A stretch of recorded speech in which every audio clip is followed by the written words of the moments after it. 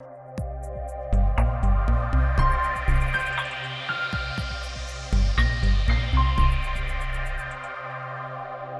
Everyone, कैसे हैं आप सारे लोग। मैं कुछ बैरागी कॉटल एकेडमी की तरफ से यूट्यूब चैनल पर आप सभी का मैं वेलकम करता हूं, स्वागत करता हूं।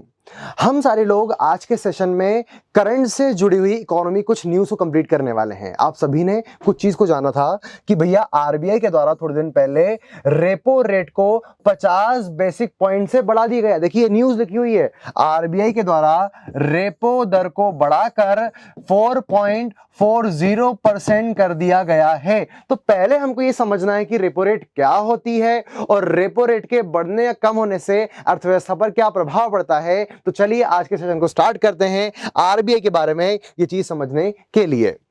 रेपो रेट क्या है, पहली बात समझना है कि what is mean by repo rate या रेपो दर क्या होती है। यहां पर समझिएगा, आप सभी को पता है देश के अंदर हमने एक केंद्रीय बैंक की स्थापना करी है जिसको अपन बोलते हैं RBI, reserve bank of India. RBI की स्थापना करने के साथ साथ हमने आरबीआई को कुछ काम दिए हैं। काम कैसे? हमने आरबीआई को काम दिया है कि भैया देश के अंदर जितने भी बैंक्स होंगे उनका नियंत्रण नियमन करने का आपका मेन काम होगा।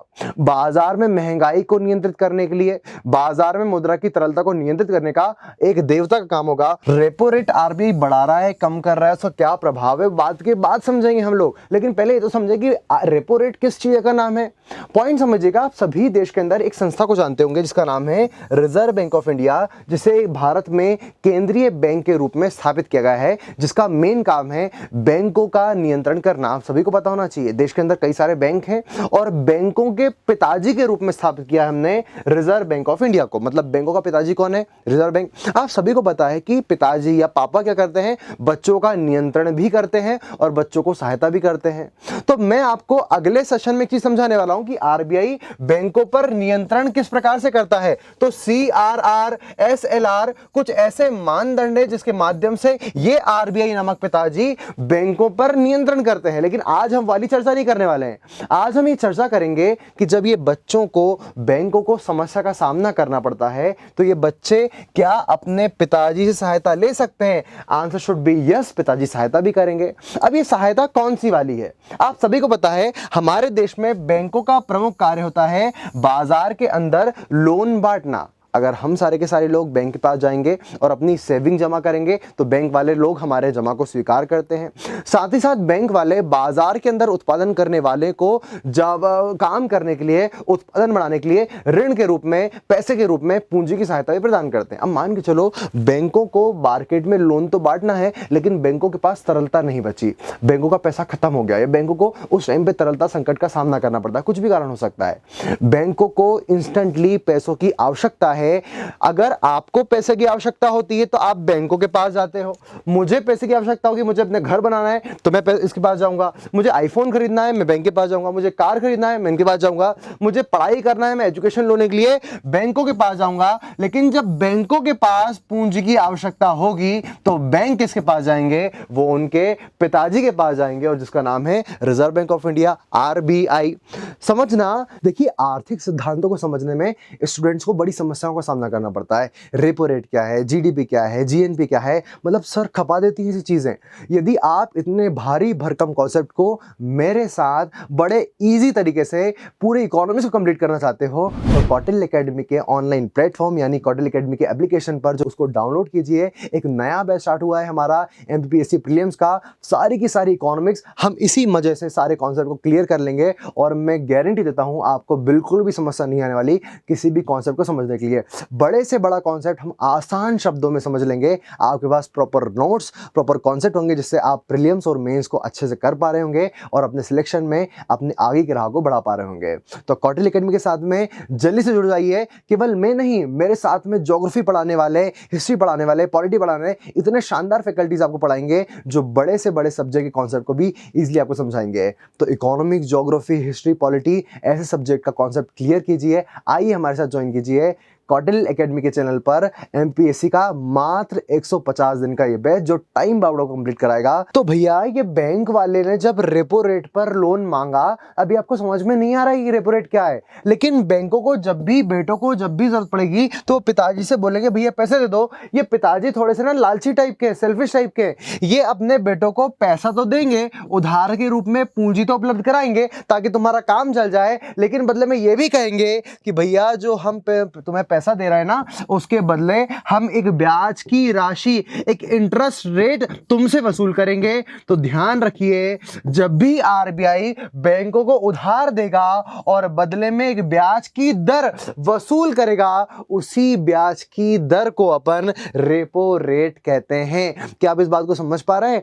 आरबीआई ने बैंकों को दिया ऋण और ऋण के बदले में ली एक ब्याज की राशि है, ब्याज की दर, उसे ही अपन रेपो रेट कहेंगे। जैसे मैंने आपको लोन दिया तो मैं आपको लोन क्यों दूंगा? लाभ कमाने के लिए। ऑब्वियसली 1 लाख का लोन दूंगा तो भैया 1 लाख थोड़ी वापस लूंगा, मैं उससे ज्यादा ले रहा हूँ।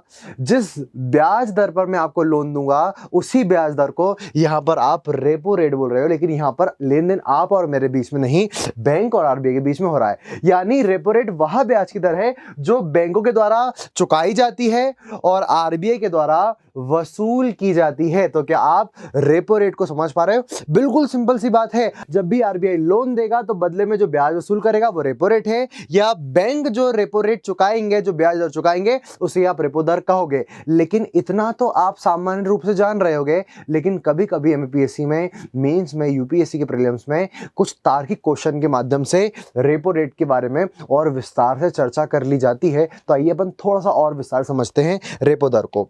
आपके मन में प्रश्न उठेगा कि सर इस रेपो का नाम रेपो ही क्यों रखा, कुछ और भी तो रख सकते थे, कितना गंदा सा नाम है रेपो। तो रेपो का फुल फॉर्म क्या होता है? तो पॉइंट समझना, यहां पर शब्द लिखा हुआ है रिवर्स परचेजिंग ऑपरेशन। रेपो का फुल फॉर्म होता है आरईपीओ को, रिवर्स परचेसिंग ऑपरेशन, मतलब फिर से खरीदने की प्रक्रिया, पुनर्खरीद करने की प्रक्रिया भी कहा जाता है। अब आपको समझ में नहीं आ रहा, सर आपने भी बोला कि रेपो का मतलब है कि जब भी आरबीआई लोन देगा बदले में जो ब्याज लेगा वो रेपो रेट है, तो फिर रेपो रेट के अंदर ये रिवर्स परचेसिंग ऑपरेशन क्या है और किसकी रिवर्स परचेसिंग की जा रही है, किसकी फिर से पुनर्खरीद की जा रही है? तो यहां से आंसर निकल के आता है सरकारी प्रतिभूतियों या गवर्नमेंट सिक्योरिटी की पुनर्खरीद की जा रही है।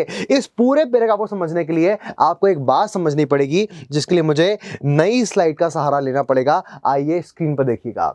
हमारे देश की सरकार है और इस देश की सरकार को कभी कभी पैसों की आवश्यकता होती है। आप सभी को पता है गवर्नमेंट को पैसों की आवश्यकता क्यों होती है? इनको किसान सम्मान निधि चलाना है, इनको देश के अंदर विकास करना है, प्रधानमंत्री ग्राम सड़क योजना के माध्यम से चीजें करना है। तो भैया सरकारों को पैसे की आवश्यकता होती है। अब देश के अंदर सरकार के पास पैसे का प्रमुख स्रोत है टैक्स लगाना।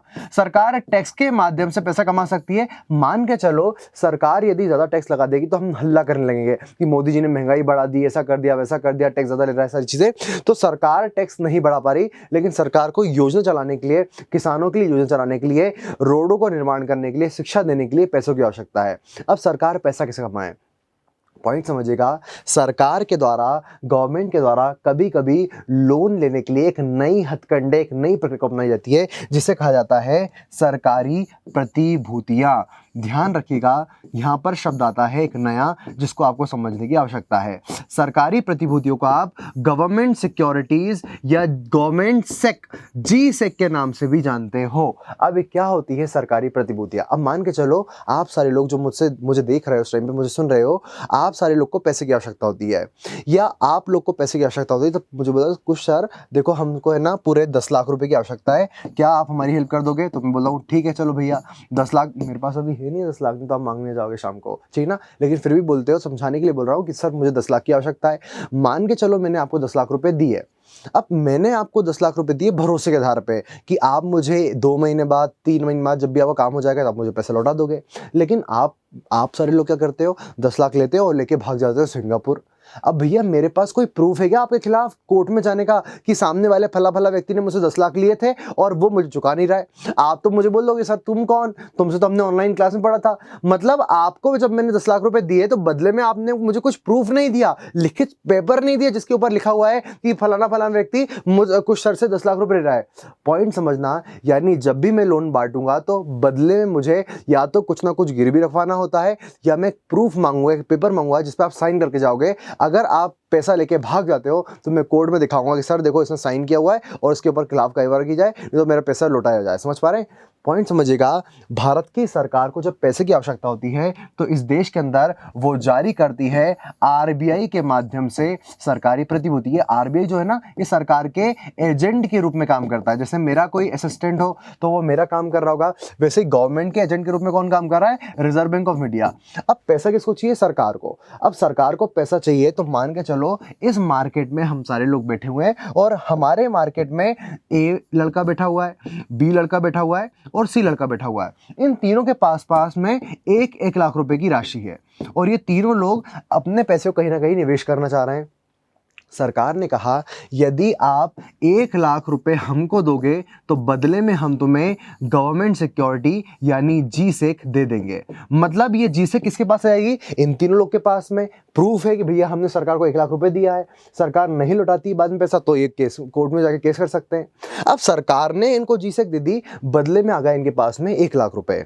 पॉइंट समझना, सरकार के द्वारा आंतरिक ऋण इकट्ठा करने का एक तरीका होता है गवर्नमेंट सिक्योरिटी। और पॉइंट समझिएगा, ये जीसेक केवल हम लोग नहीं खरीदते, हमारे देश के अंदर बैंक्स, हमारे देश के अंदर जितनी भी कंपनियां हैं और जितने भी जनता या जितने भी निवेशक हैं वो सारे के सारे लोग इन जीसेक को सरकारी प्रतिभूतियों खरीद सकते हैं। क्योंकि नॉमिनल सरकार कहती है कि अगर आप 1 लाख रुपए आज हमको दोगे तो हम 1 साल के बाद तुमको 1 लाख भी, सर 1 का डबल नहीं करेंगे, यहाँ फिर नहीं चल रही जैसे आप अक्षय कुमार करते ना 1 का डबल वैसा नहीं चल रहा है।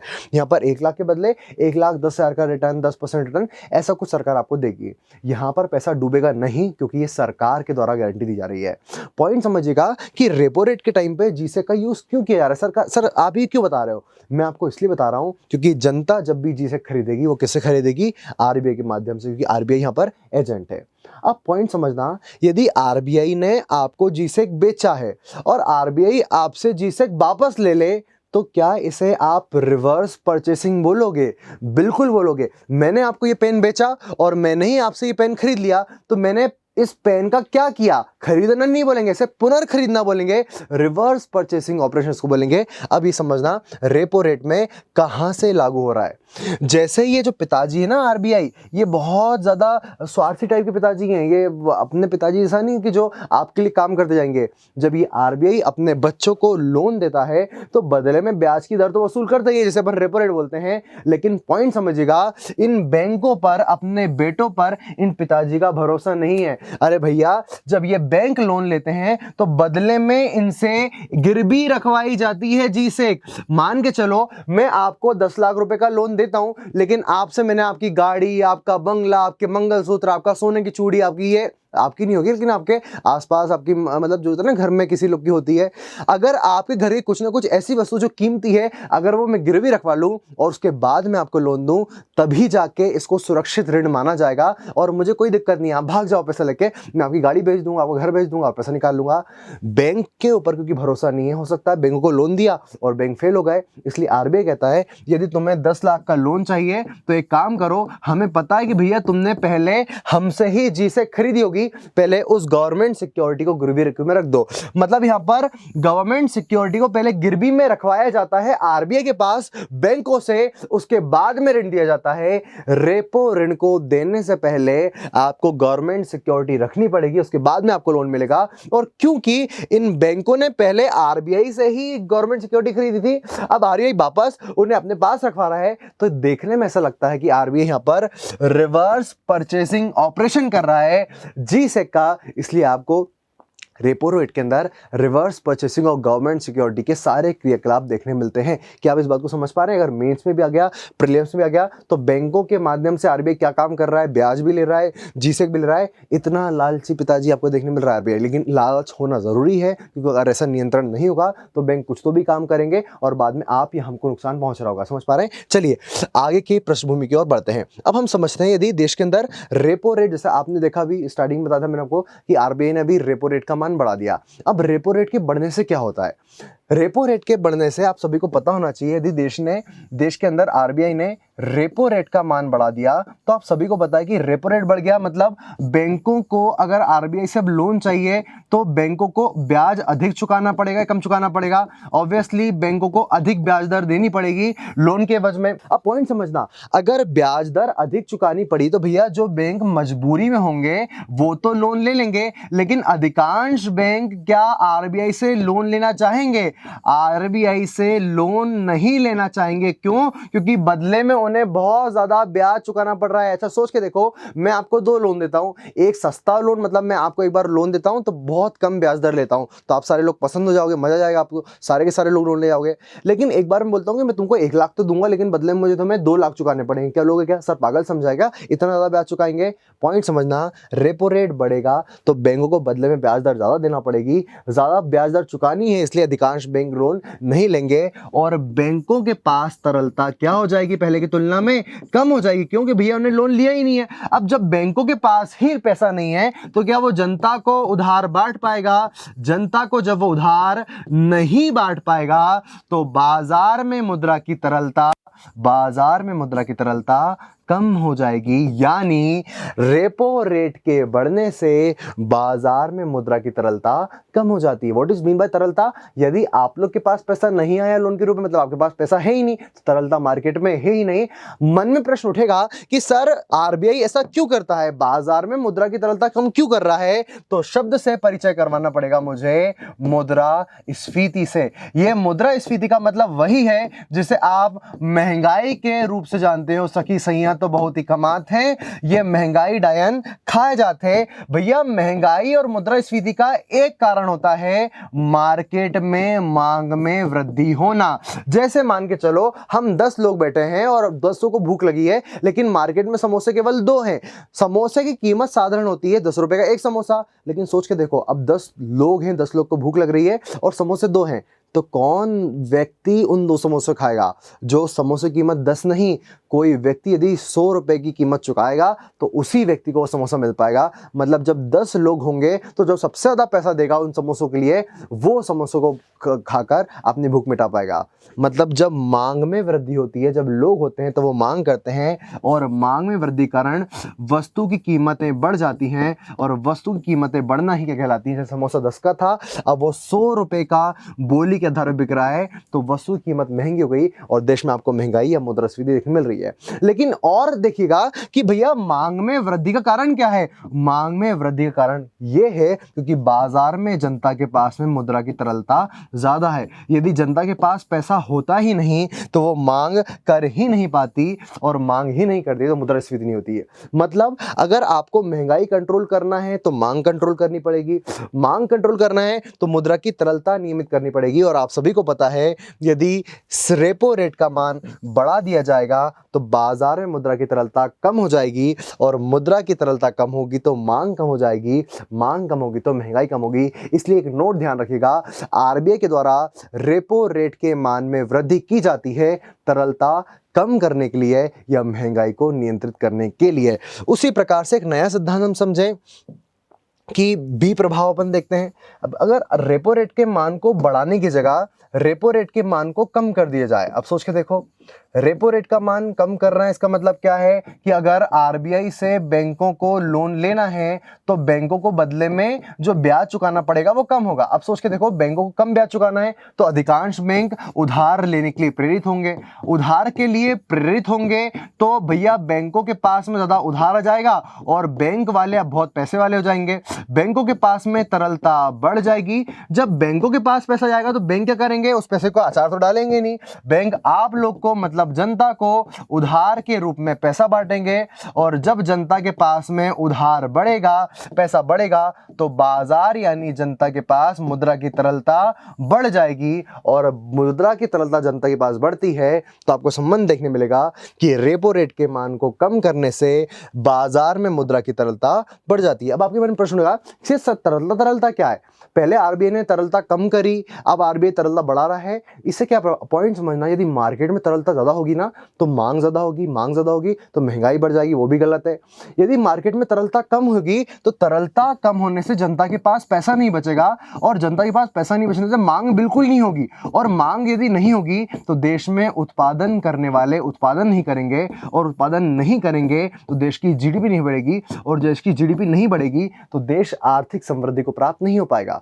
मतलब जीडीपी बढ़ाने के लिए, उत्पादन करने के लिए, मांग करवाने के लिए तरलता भी आवश्यक होती है। तरलता को बढ़ाने के लिए ही आप यदि रेपो रेट का मान कम करोगे तो यहां पर बैंक अब ज्यादा लोन बांट पाएंगे, इससे तरलता बढ़ेगी, मांग बढ़ेगी। इसको थोड़ा सा दूसरे पेन में लिखते हैं, मांग बढ़ेगी, उत्पादन बढ़ेगा, जीडीपी बढ़ेगी, और भारत आर्थिक समृद्धि पहले होगी, विकास बाद में आएगा, लेकिन इकोनॉमिकल ग्रोथ को भारत प्राप्त हो पाएगा।